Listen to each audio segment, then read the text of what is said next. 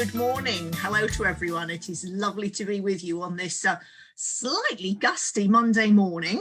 But today we're going to go back in time. We're going to go back to the medieval period. And in terms of the medieval period, we are classing that as the time in British history between the Norman conquest in 1066, following the Battle of Hastings, up to the beginning of the Tudor period. And we'll actually be finishing our talk with a mention of what happens as we go into the early Tudor period and the reign of Henry VII.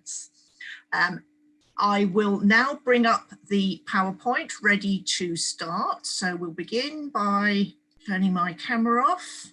We will pick up our PowerPoint for this morning. So today's talk is about medieval queens. And what we're going to be doing during today's talk is we're going to be finding out about some life stories. We're also going to be using objects from the British Museum collection as a source of evidence. So how can we use objects to help us understand the past? We're also going to be examining the role of the royal queen during the medieval period. So as well as looking at individual life stories, thinking about common themes in terms of their role within the medieval royal court and society.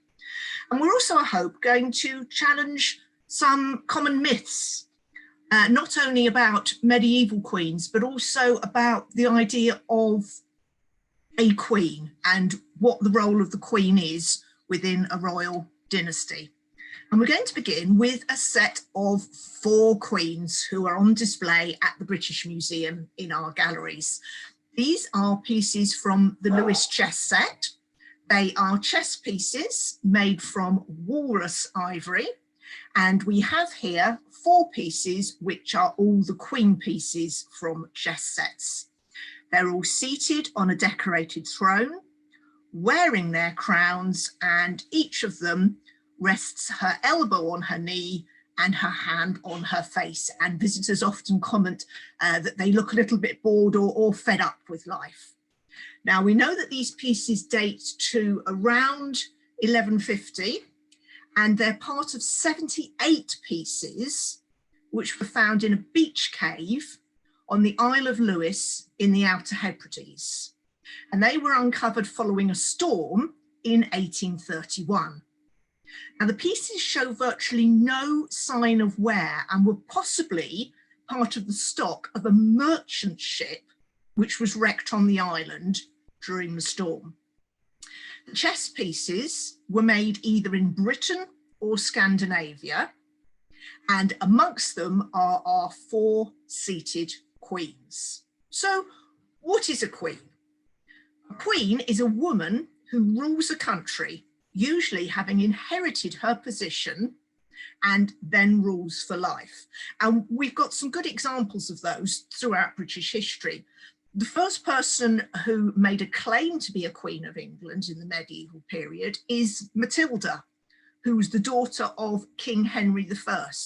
She attempted to claim the throne on her father's death, since she was his only surviving child. But the crown was instead taken by her cousin Stephen, who was her father's nearest living male relative.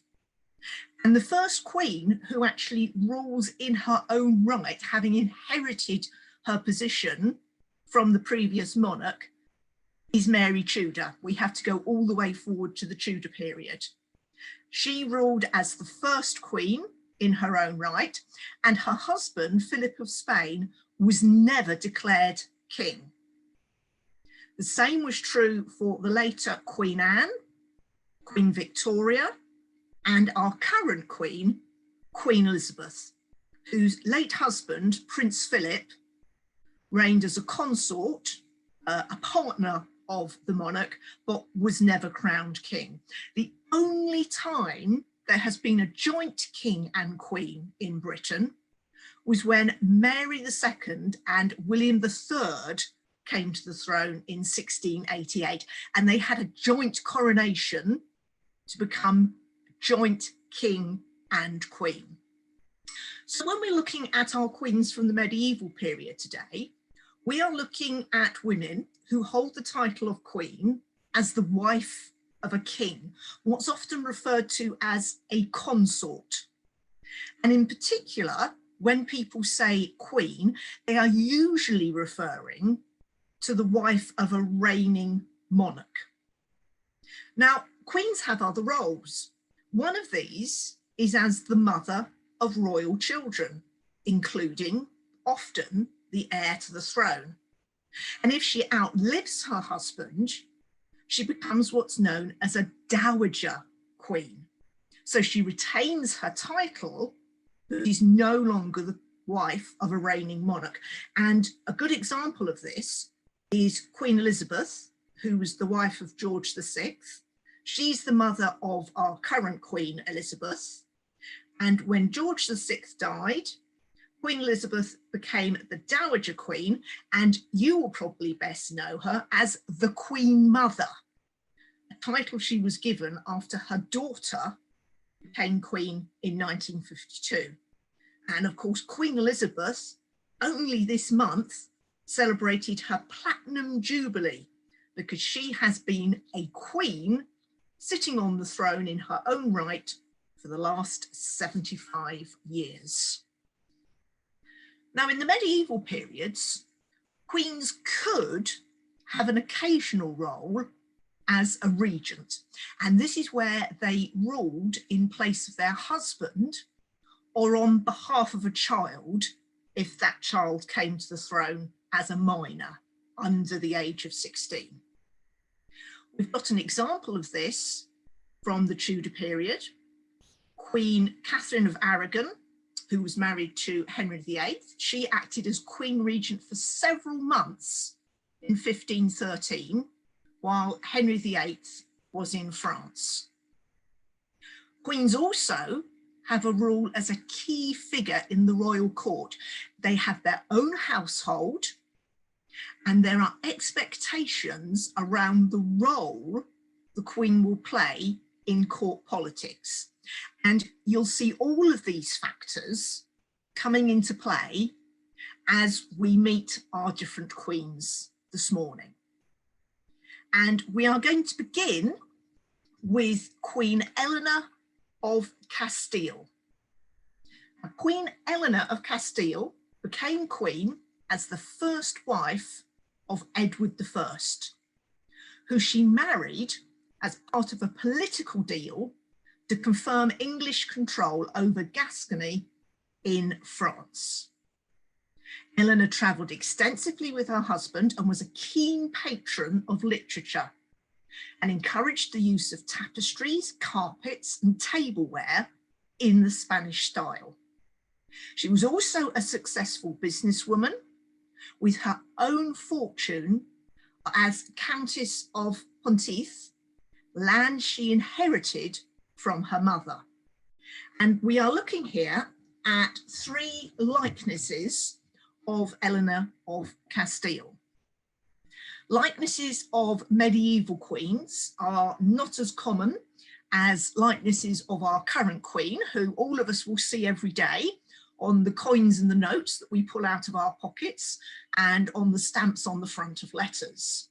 So when we are looking for images and objects associated with our medieval queens, we can go not only to 3D objects held by the British Museum, we're also going to have objects from other heritage centres in London, and we're also going to be using some objects from the British Library. The manuscripts and books that we're going to be looking at today were originally part of the British Museum collection, moving over to the British Library in the 1980s, and we'll hear a bit more about that journey later on. So let's have a look at what we've got on screen at the moment. Well, at the top on the right, we have an illustrated manuscript. It's known as the Chronicle of Rochester Cathedral, and it shows us a portrait of Edward I, and below him, his first wife, Helena of Castile, on a blue ground inside a gold initial letter.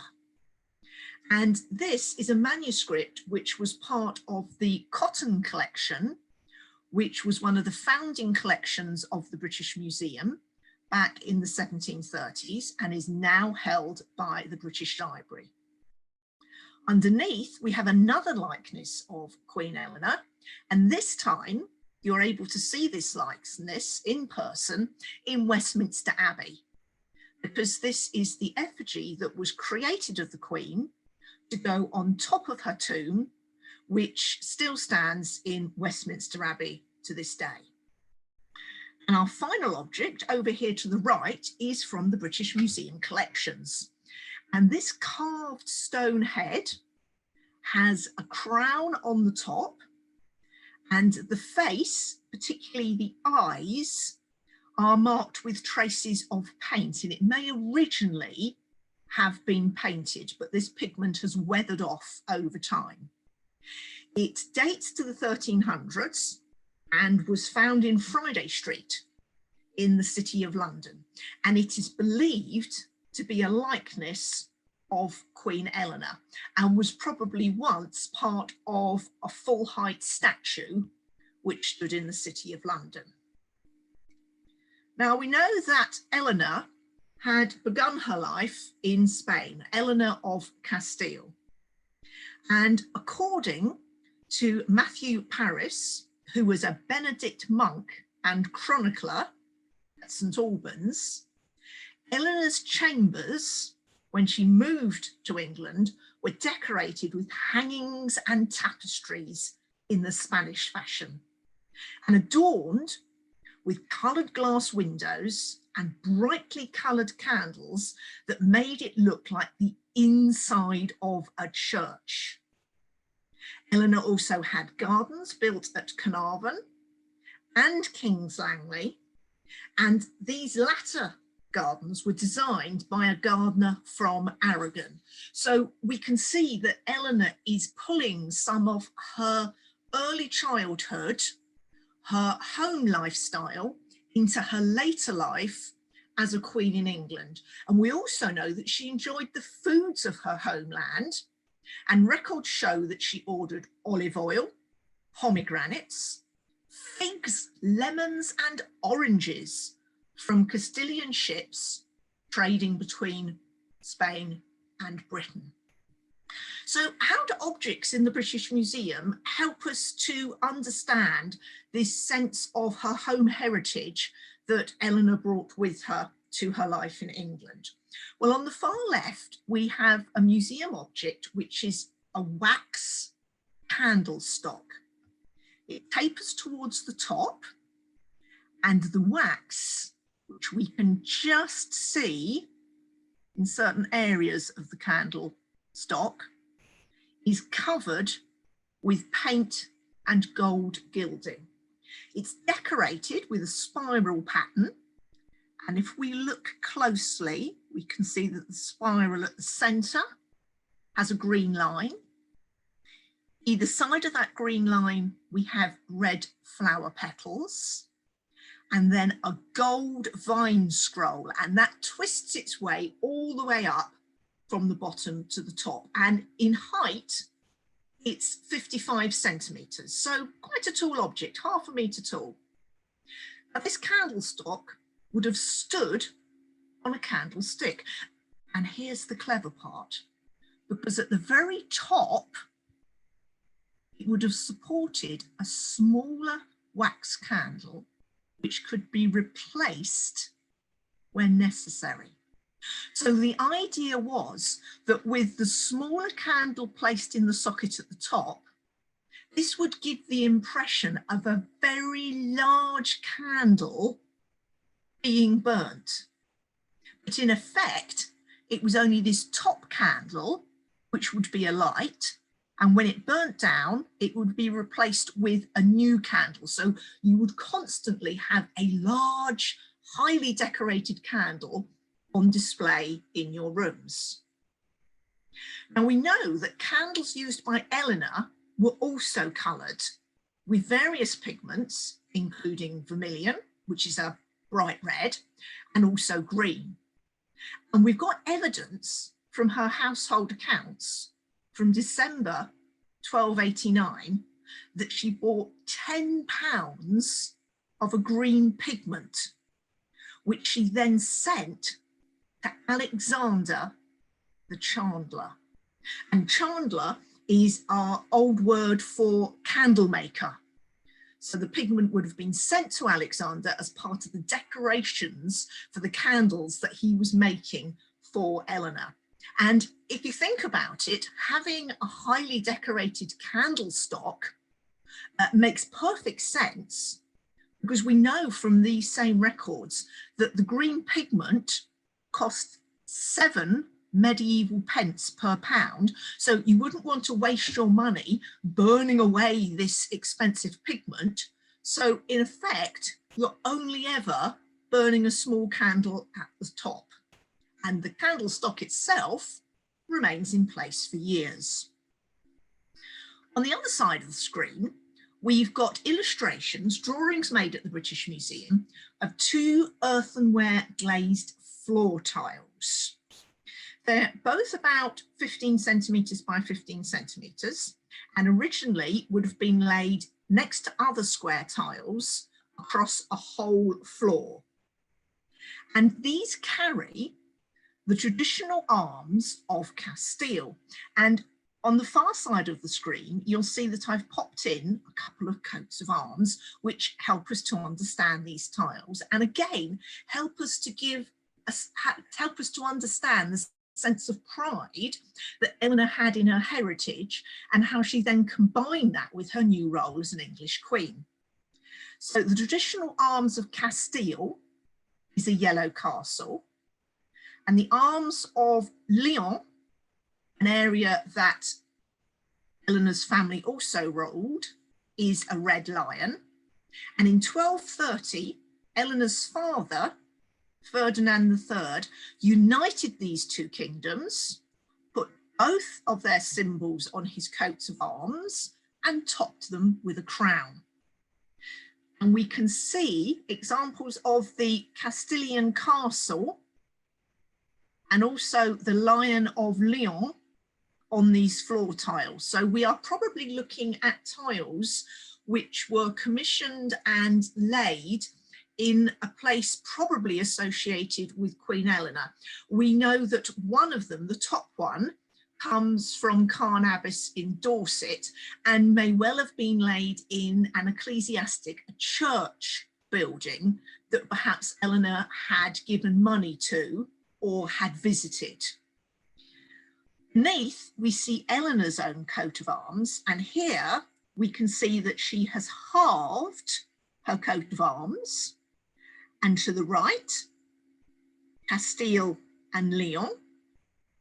And then on the other side, she has added in her new identity as a Queen of England. She's added in 3 lions, which were the personal arms of the Plantagenet kings, including Helena's husband. So her new identity draws together Castile, Lyon, and also England. Now, when Helena died in November 2090, she was travelling with her husband, and they were near Lincoln.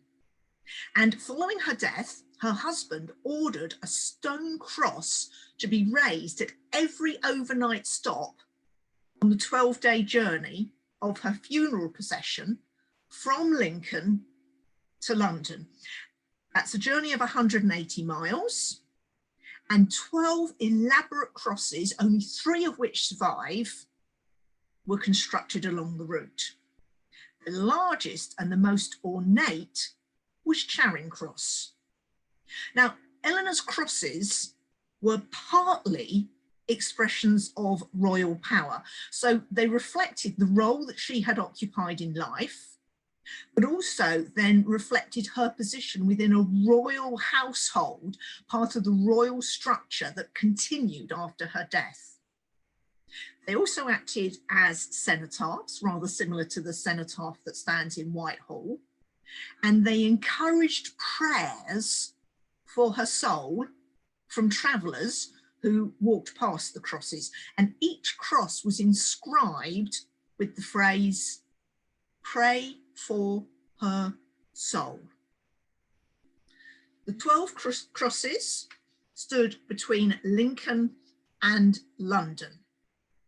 And what we are looking at here are 3 representations from the British Museum collection of one of those crosses, a cross that was raised following Eleanor's funeral procession, spending the night of the 13th of December, 1290, in the parish of Cheshunt, Hertfordshire. And a cross was built on this spot the next year. It probably became known as Waltham Cross because it stood on the way to Waltham Abbey. And the cross stood outside the village of Waltham. But as the village grew into a town in the 16 and 1700s, it started to suffer damage from passing traffic. So let's have a look at what these objects can tell us about the later history of this cross. Well, here we see it in 1721, and this is an engraving of the cross, which was made as a study, an historical study of the cross as it stood at the time. And it also includes a cross section, which shows us that the cross is hexagonal in shape. And on the other side, we have details of the statues of Queen Eleanor, which stood around the top of the cross. Underneath, we have a lower part decorated with coats of arms, and the cross is shown as standing on a series of stone plinths. Now, in this year, 1729, 2 oak bollards were erected to secure Waltham Cross from injury by carriages. They're rather like those things set into the ground in the supermarket to stop you bumping your trolley into the end of the aisle in the freezer sections. And if we look at the next picture, which was again a drawing, this time taken in around 1800, we can actually see those 2 oak bollards still in place, protecting the corner of the cross from carriages, since the cross stands at a T-junction and carriages swept around the corner, and there was a danger of the carriage wheels catching and damaging the bottom of the cross. Picture next to it is taken in 1864, and this time we have a photographic record of Waltham Cross. We can see it still standing in the centre of the village, and restoration work had taken place in 1832. And if you look carefully at the bottom of the cross, again, we can clearly see modern attempts to protect the cross from local traffic. So now we can see the oak bollards have been replaced with tall metal bollards. And in addition, railings have been placed around the bottom of the cross. And if we go forward in time, we can see that that arrangement continues to the present day. The cross remains the same. What changes is the landscape around it. And if you were in Waltham Cross in the 1970s, the cross would have remained standing in the middle of a road junction. But if you were to go to Waltham Cross today, you'll see that the centre of the town has now been pedestrianised. And Eleanor's Cross, erected in 1291, is still standing there 731 years later. Now, the next queen we're going to think about is Isabella of France. And she was queen as the wife of Edward II. And Edward II was the 4th and only surviving son of Helena of Castile. And what we are looking at on screen is a casket with a steep crested lid. There is a lock on the front for opening the lid to access the inside of the box, which was originally divided into 3 compartments.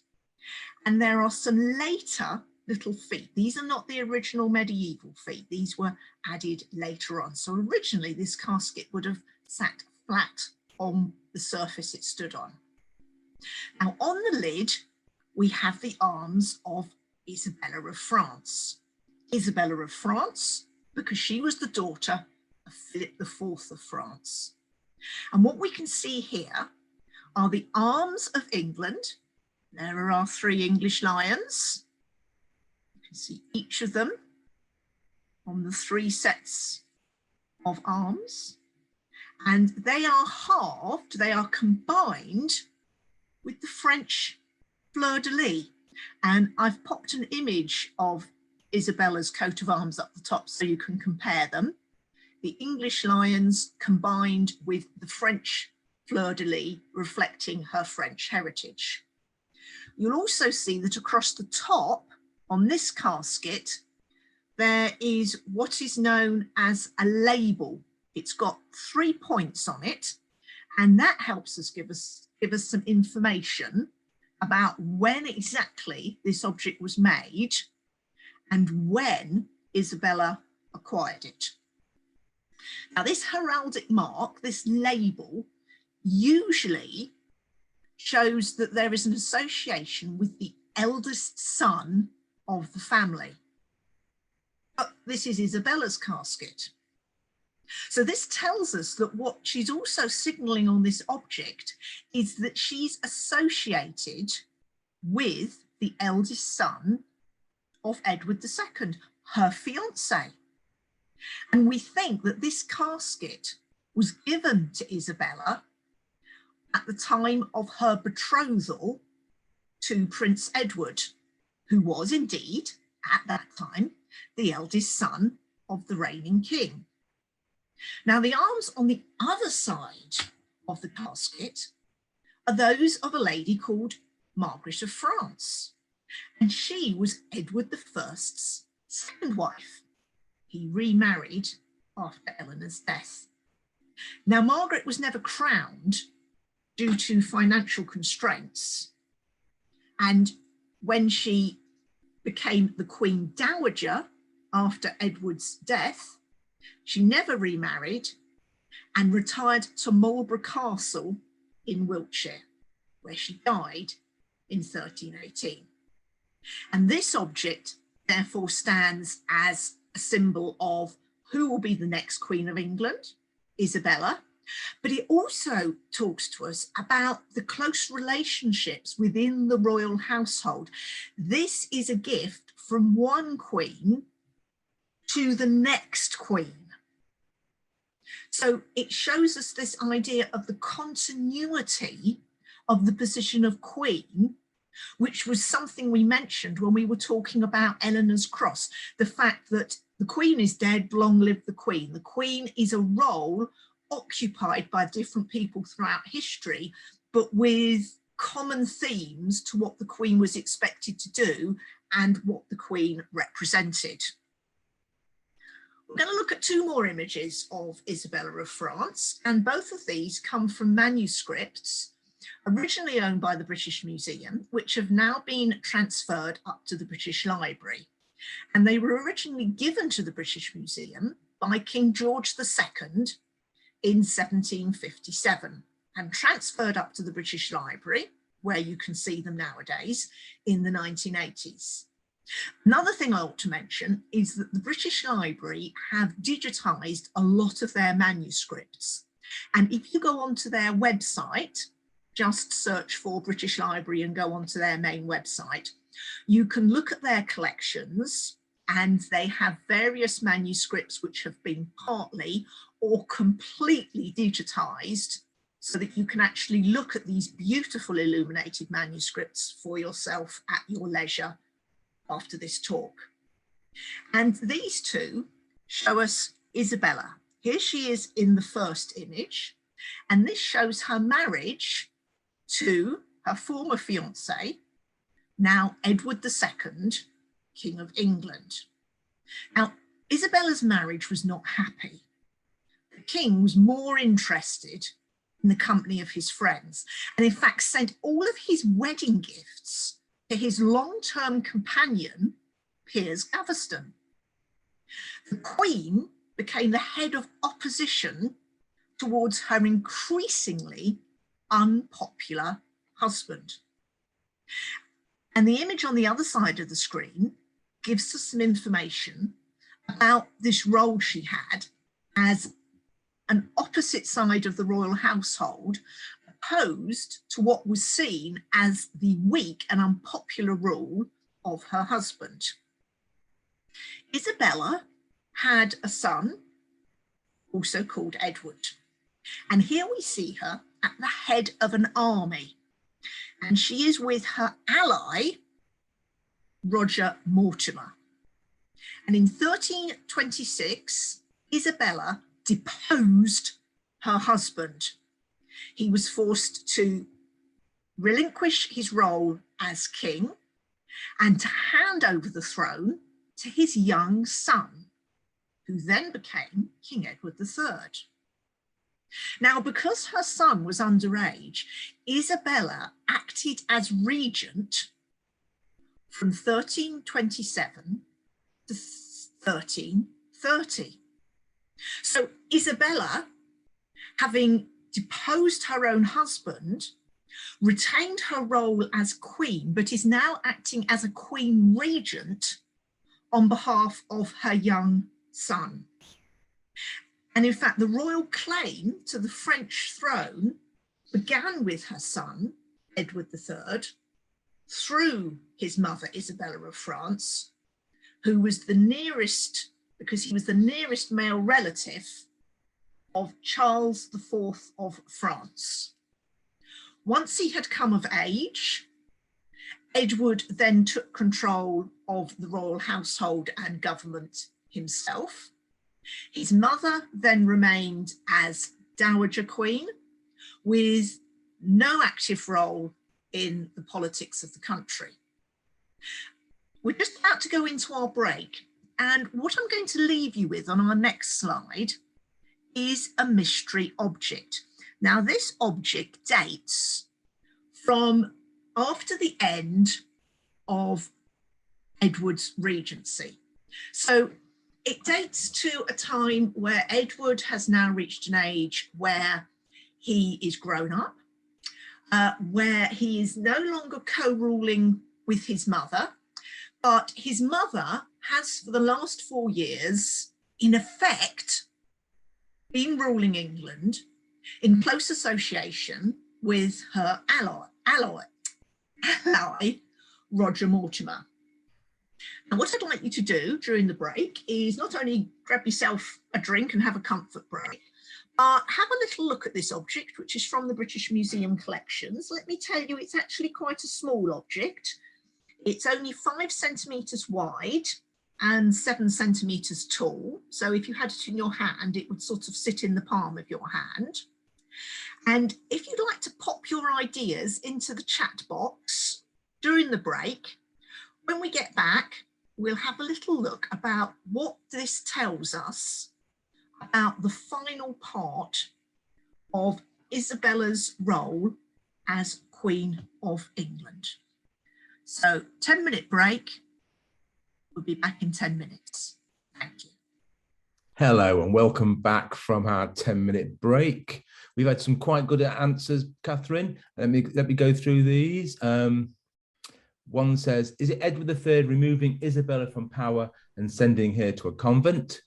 She's handing over the crown to him. He's the dominant figure in the carving, very much taking the crown. What else have we got? Isabella knighting Roger Mortimer, a brooch commemorating the occasion. What else have we got? Is Eleanor receiving Edward's heart in a casket after his death? Something that the member of the Queen's Party would have worn to show their allegiance, perhaps. All very, very good answers. How would you like to tell us what it is, Catherine? Well, I think that's excellent. And those answers have picked up on a lot of the key points and the key players in Isabella's story at the point when this brooch was created. It's actually a small brooch created from a lead alloy. It's very similar to what nowadays experts call a pilgrim badge. It comes from London, and it shows two people standing under an arch.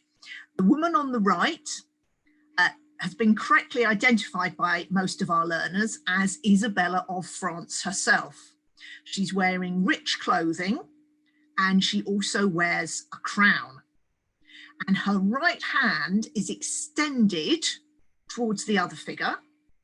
And in her left hand, she is holding a stick, which points diagonally down towards his foot. The other figure is a male figure. He is taller, and he is leaning towards Isabella with his arms outstretched. Now, the two poses are interesting because when we look at Isabella, she is in a pose whereby her body is slightly twisted, sort of swaying. So she is shown not in what might be considered a regal upright pose, but in quite, I suppose the best way would be to describe it is sort of as quite a sensuous pose. And one of the things about Isabella of France is that opponents to the power that she wielded in her son's name during the Regency, they were opposed to what they saw as her unqueenly behaviour, not only in terms of taking power, but also in terms of her relationship with Roger Mortimer, who later became a couple. So she's sort of deliberately shown in a slightly seductive pose. The other figure has been suggested Roger Mortimer. Actually, this is her son, Edward III, and he is leaning forward towards his mother, and experts believe that he is in the act of handing something over, and that her other hand, which you see here outstretched, originally the fingers would have extended as if she was holding an open hand upward. Now, someone suggested that it would be worn by members of the Queen's Party to show allegiance.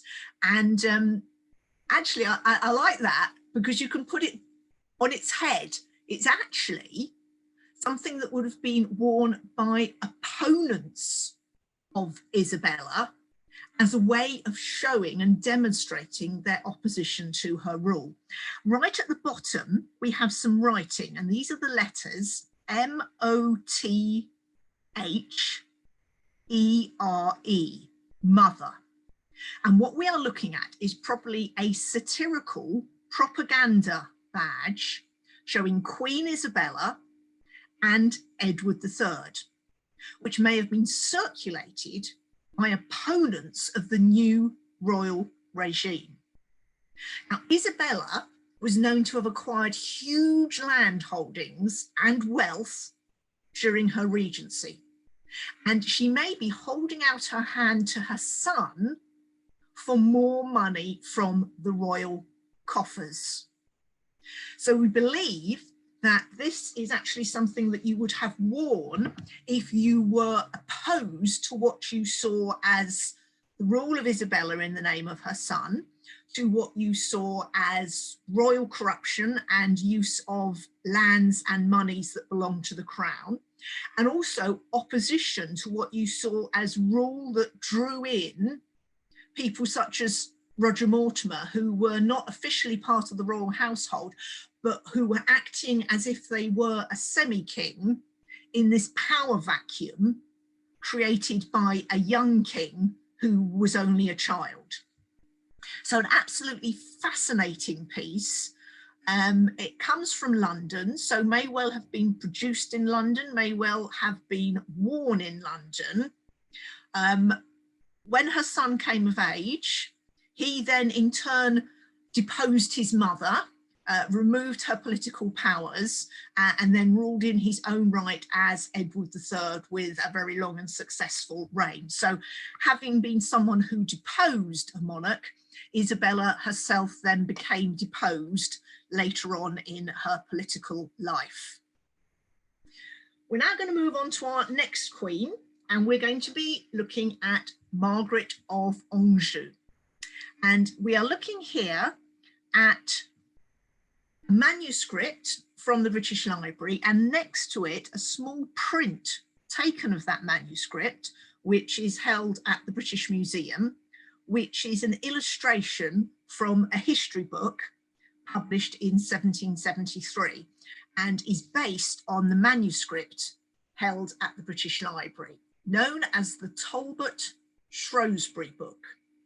And in this, we can see Margaret of Anjou seated, holding the hand of her husband, King Henry VI, surrounded by the court. Here we see her ladies in waiting, part of the Queen's household, and other courtiers standing behind the king. And at the front, we have a gentleman called John Talbot. He's the Earl of Shrewsbury, and one of the clues that we have to know that he is John Talbot is just behind him. He has a small little dog, a Talbot dog, which is his family symbol. And he is presenting a book to Margaret. Now, this is where it gets quite interesting, because the book he's presenting is the book in which this picture appears. So this picture, in a way, goes round and round and round forever. He presents to Margaret the book that has in it a picture of the book being presented to Margaret. And it was a wedding gift presented by him to Margaret of Anjou. Now, although Margaret is shown as Queen of England, it's more probable that she received the gift in France before her coronation. She was married in France, in St. Martin's Cathedral at Tours. Henry wasn't present, and the Earl of Suffolk acted as his proxy on his behalf. On her way to England, Margaret stopped at Rouen in Normandy. And because this manuscript was illuminated by an artist working there for English clients, it's likely that John Talbot presented his gift to Margaret during her stay in Rouen. So this is another interesting thing we have to bear in mind when we're looking at objects as evidence. An object in and of itself may not give you an accurate narrative of what happened historically. So what John Talbot has done here is he's made sure to include his presentation of a wedding gift to Margaret of Anjou, who is now the Queen of England, but to increase his status and to increase the status of the act of giving, he's included incorrectly Henry VI in the picture. So whilst the picture gives us part of the story, it also includes elements that, looking at the provenance, the story of the object, aren't true. So always when you're looking at an object as evidence, make sure that you check the provenance, that is the story, the life story of the object, because that then might give you clues about how and why and where the object was created, and also whether there's any bias, whether there are things that aren't quite right in the object. But I rather like the thought that John Talbot, having paid for what would have been an incredibly expensive handwritten manuscript, then make sure that we nowadays, when we look at him presenting it, have not only a queen, but also a king as part of that presentation. Now, what we need to remember about medieval queens is that all the queens we've spoken about so far are queens who have come from mainland Europe, who have a personal life history as members of a royal household in Europe. And as such, we need to remember that the earlier part of their life, before they enter the histories of England, they would have been surrounded by the culture and history of their homelands. And for Margaret of Anjou, this would have been the Duchy of Lorraine in modern-day France, where she grew up as part of a minor royal household, the house of Valais Anjou. And she was the second eldest daughter of Renée of Anjou and Isabella, Duchess of Lorraine.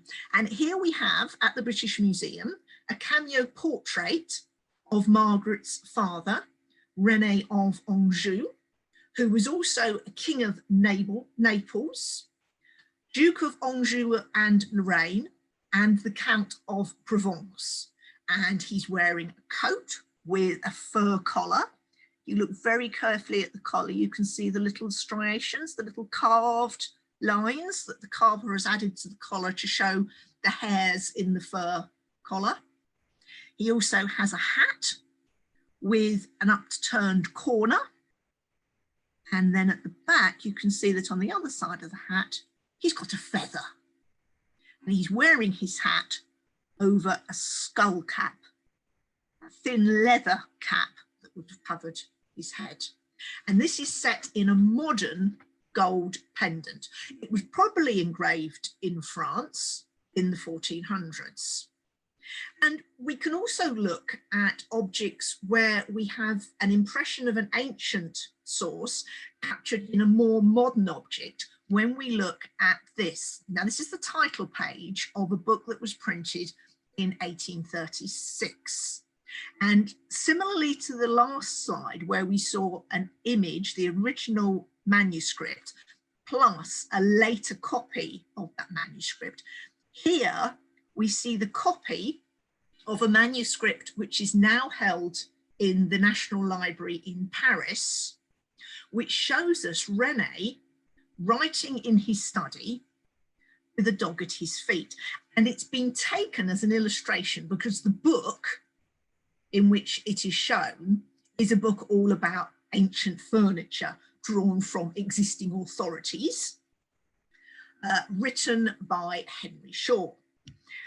And what we can do when we look at this is, bearing in mind that we know that an object, even if it is contemporary with someone's life, might include a bit of bias, given that we have no idea of accurately verifying exactly what René's study would have looked like, we can use this to get a sense of place and a sense of time and a sense of the household and the culture and the lifestyles that Margaret would have grown up with.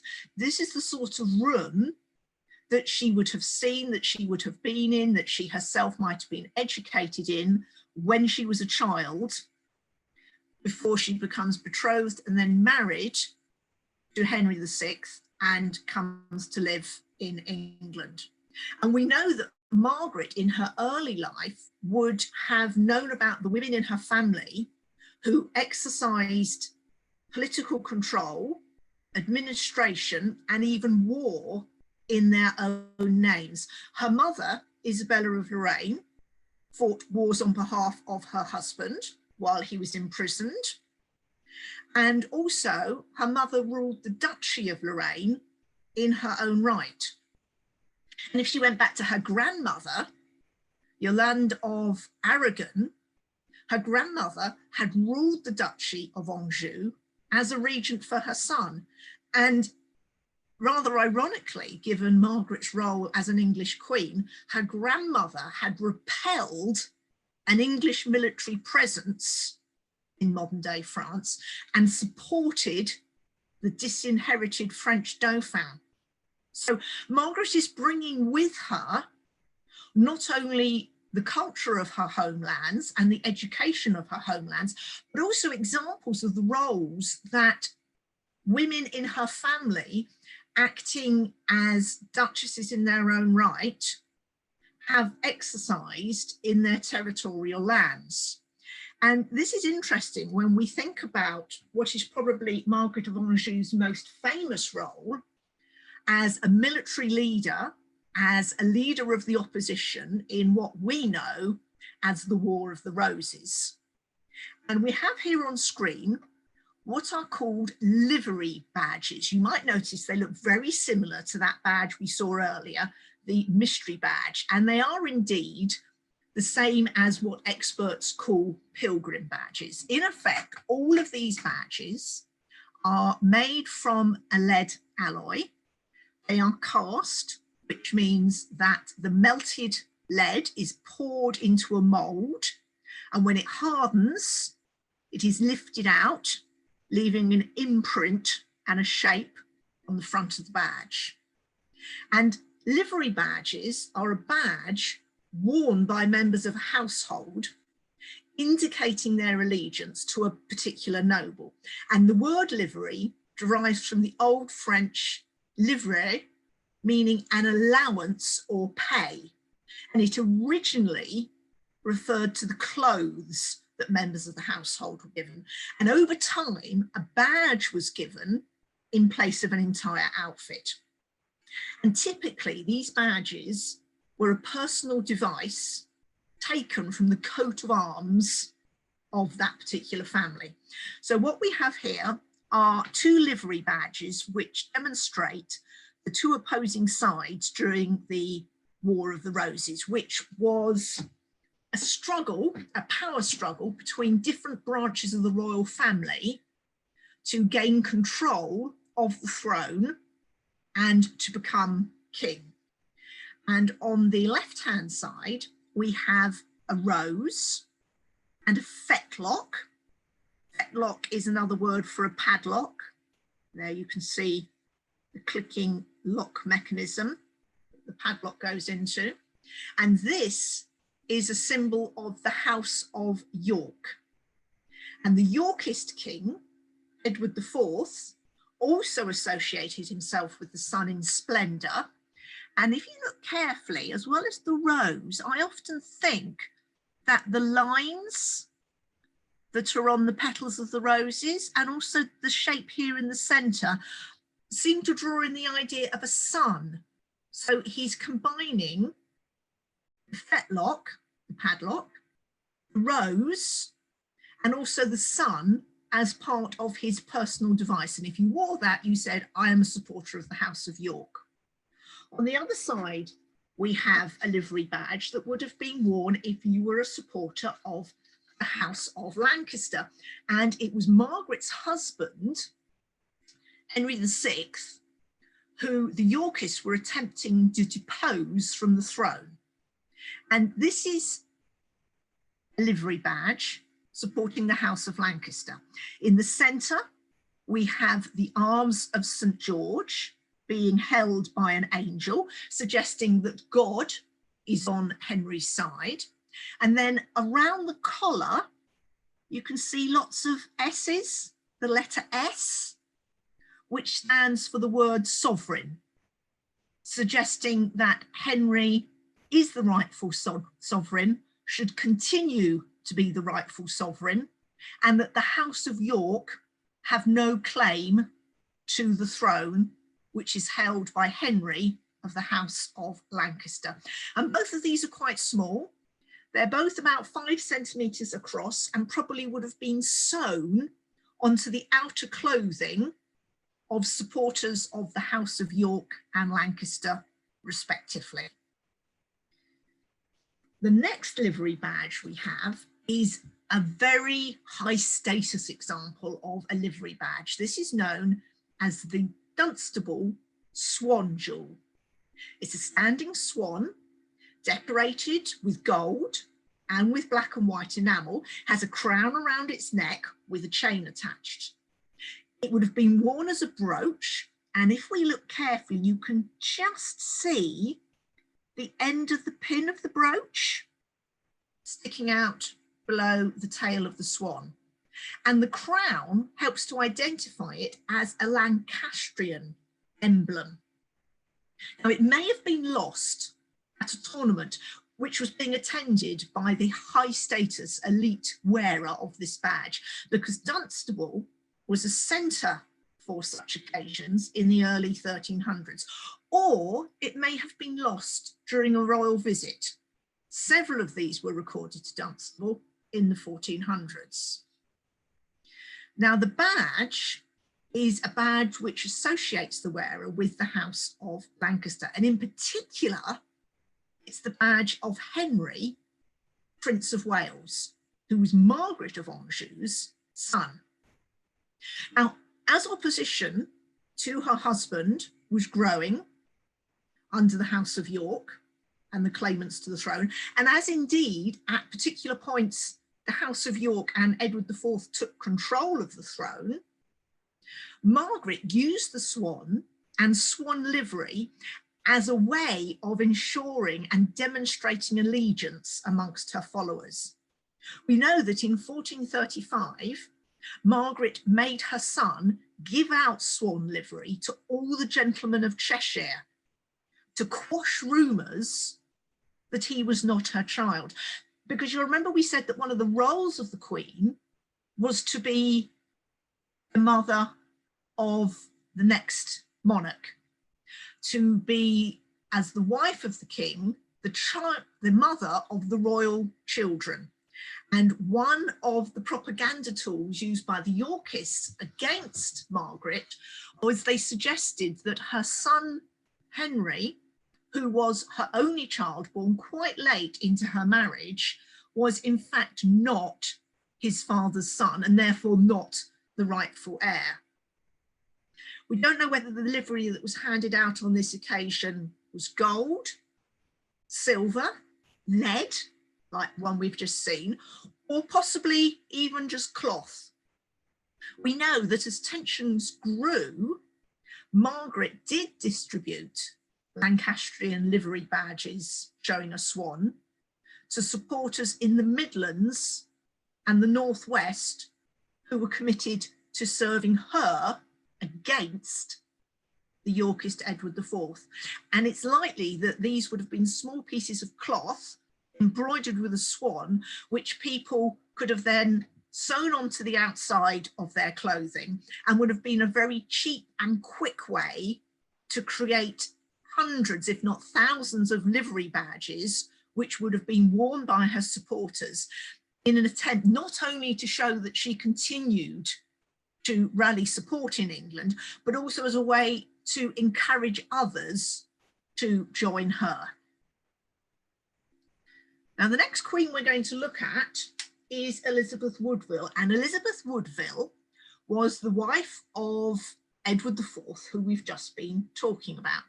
The War of the Roses was a period where there was tension between two key members of the royal family, Henry VI, representing the House of Lancaster, and initially the Duke of York and later his son Edward, representing the House of York. The House of York was eventually successful and Edward took the throne as Edward IV. And this is a picture. We have a painting to the far left of his wife, Elizabeth Woodville, Queen of England. And the original portrait is in the Ashmolean Museum.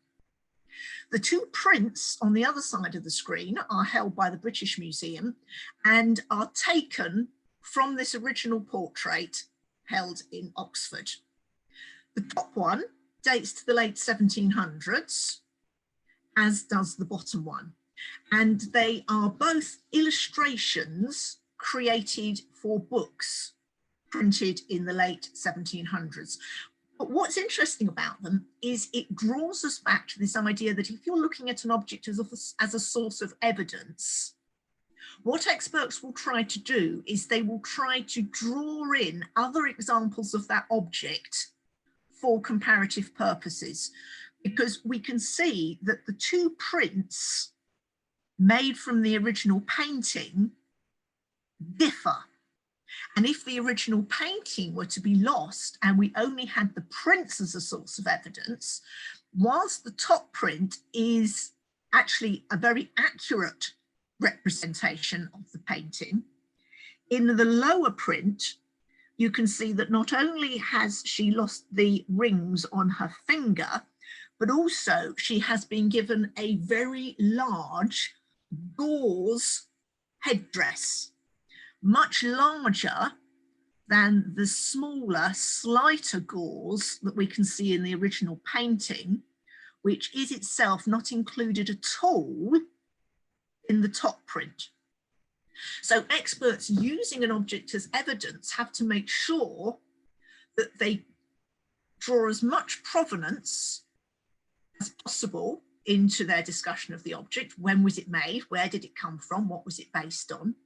But also they compare it to other objects, particularly objects originally made at the time when Elizabeth Woodville was alive, to try and determine how accurate later representations are.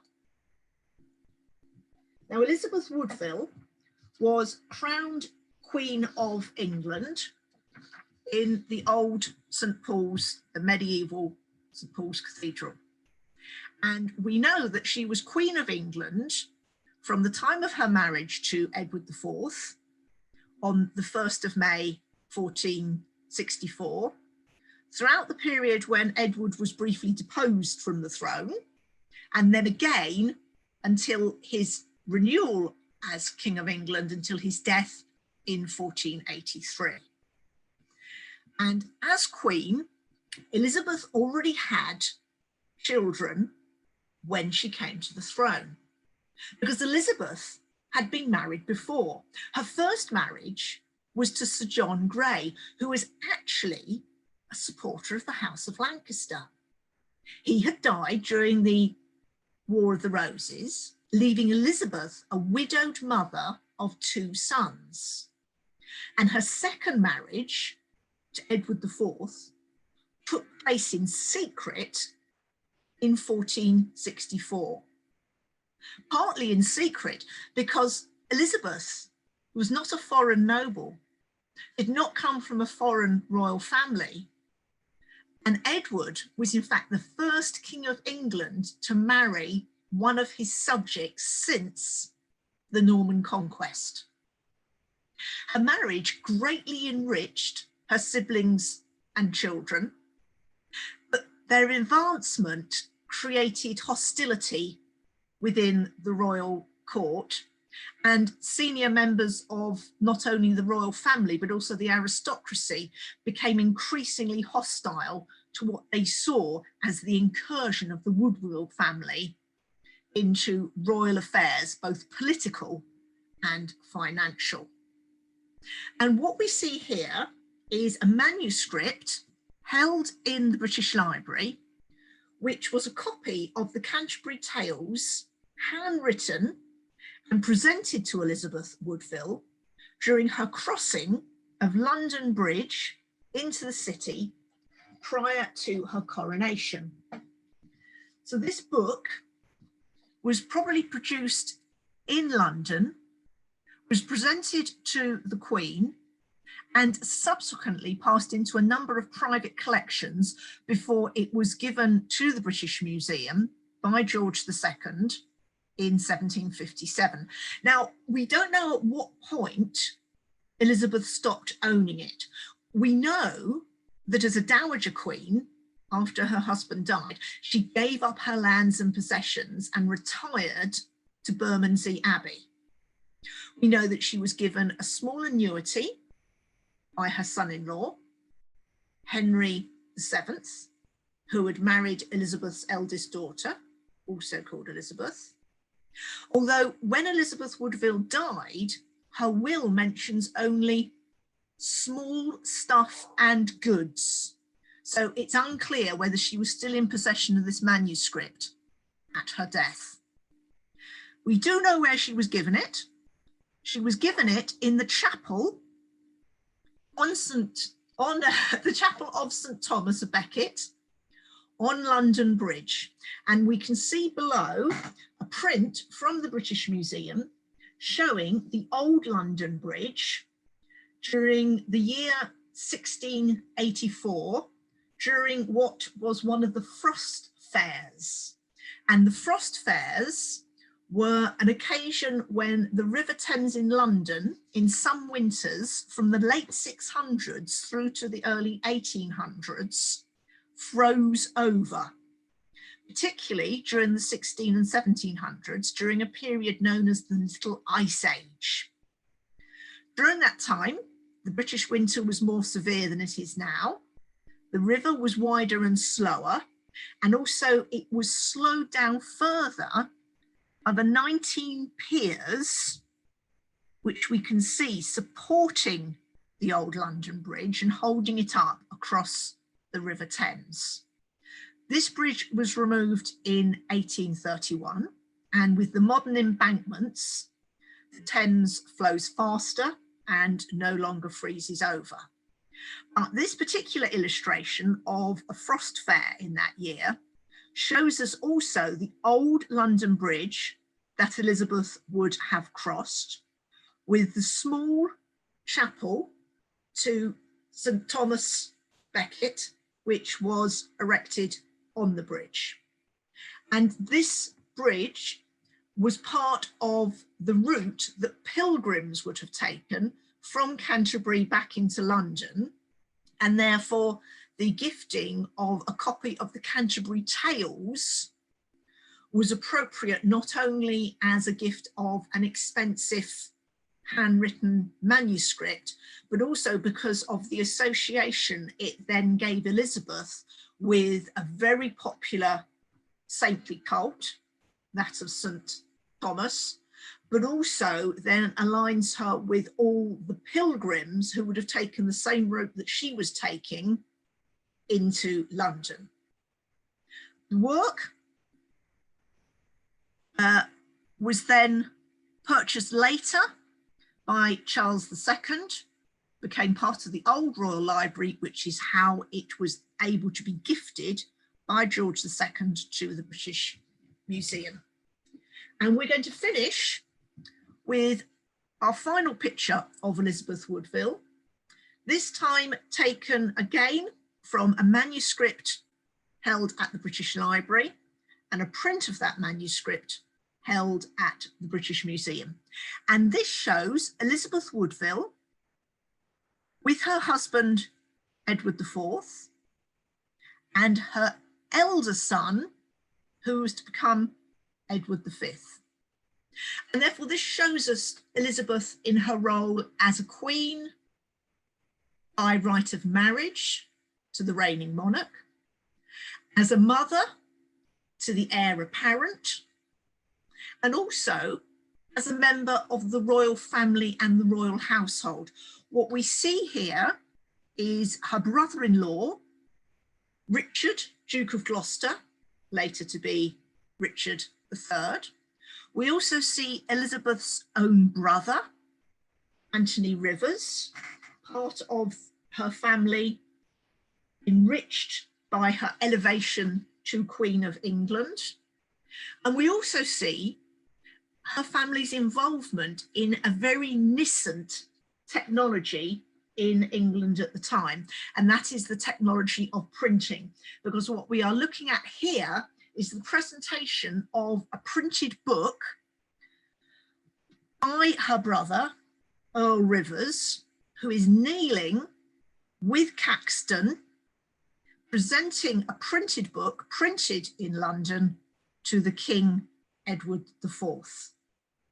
And therefore we see that the role of Queen involved not only her close, intimate relationships with the royal family, with her husband, with her children, but also the role that her family and she herself and her household played in the development of the culture of the country over which she was queen. So she was not only an owner of the older style of handwritten illustrated manuscripts, but also during her lifetime, she would become the owner of this nascent technology of the printed book, which our world nowadays is full of, and from which, ironically, the print on the left-hand side of the screen is taken from. So Elizabeth as an illuminated medieval queen, and Elizabeth shown in a modern printed book. When her husband died, her brother-in-law Richard became king. He was defeated by Henry Tudor at the Battle of Bosworth, and we get to the beginning of the Tudor reign.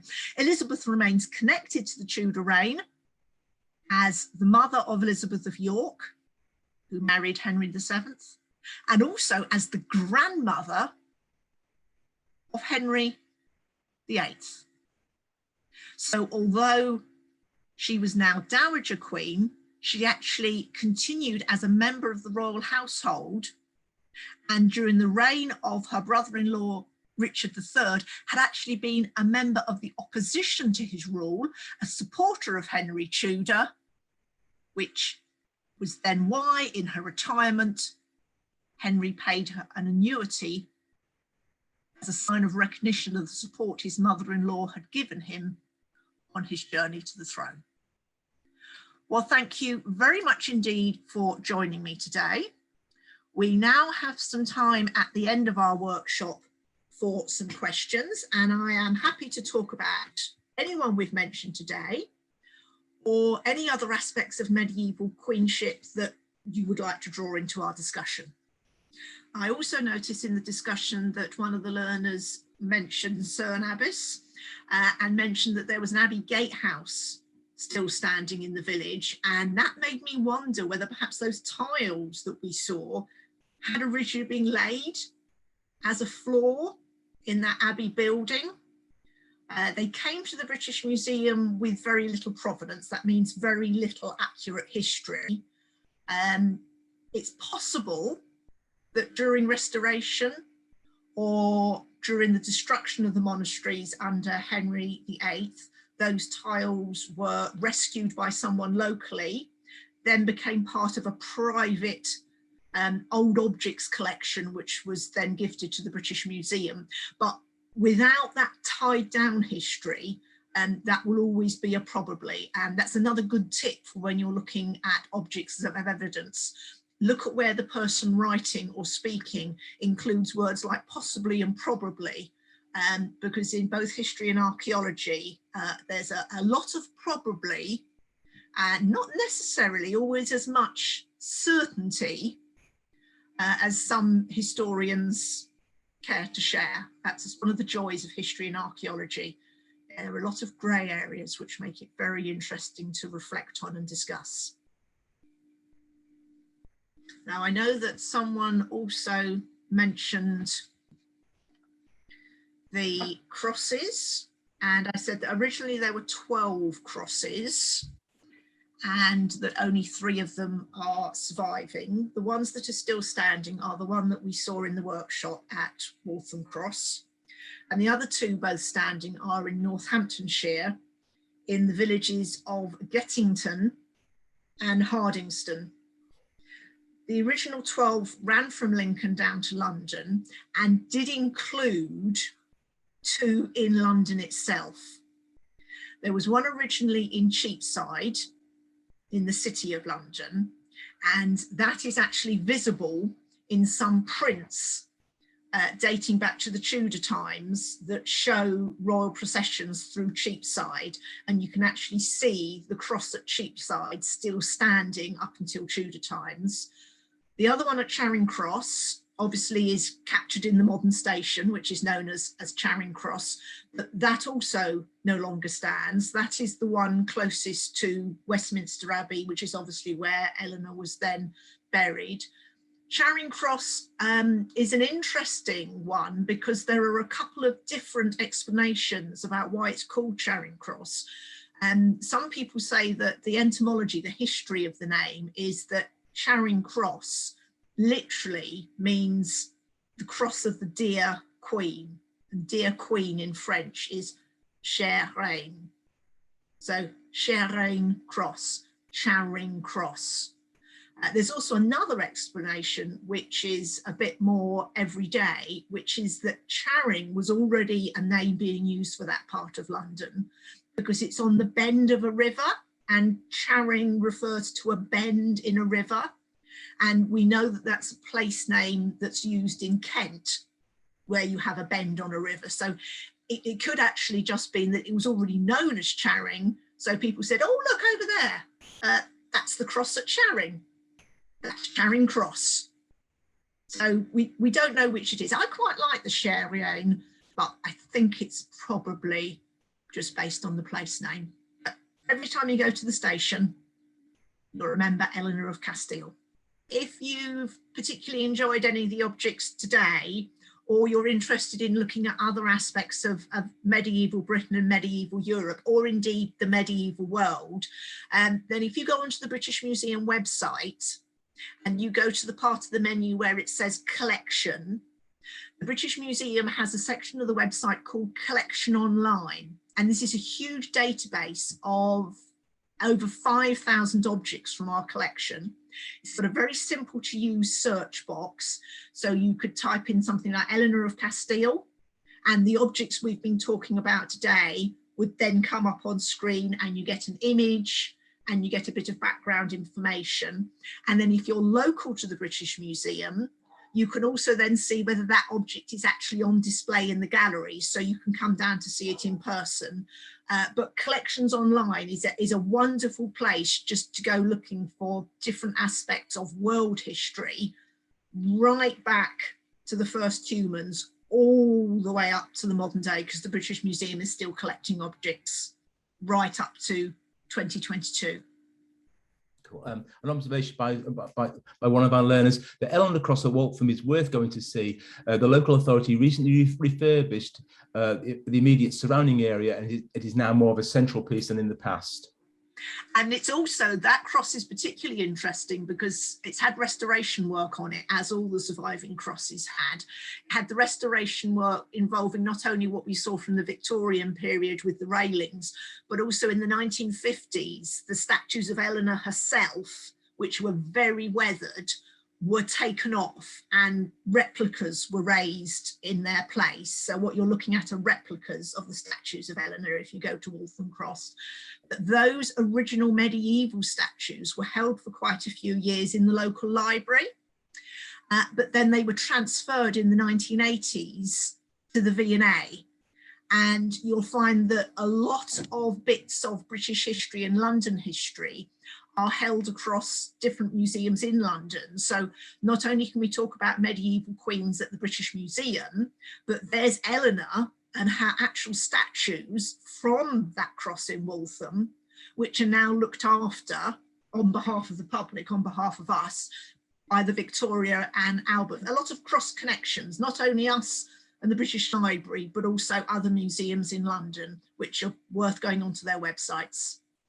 Thank you, Catherine. That's brilliant. And there are no more questions, so I think we'll call that a day for today. Hopefully we'll all see you next week. Thank you from me. Thank you. Thank you. Thank you. I hope you've enjoyed it. Have a lovely week. Don't get blown away by Storm Franklin. Cheers. Thank you. Bye-bye. Bye.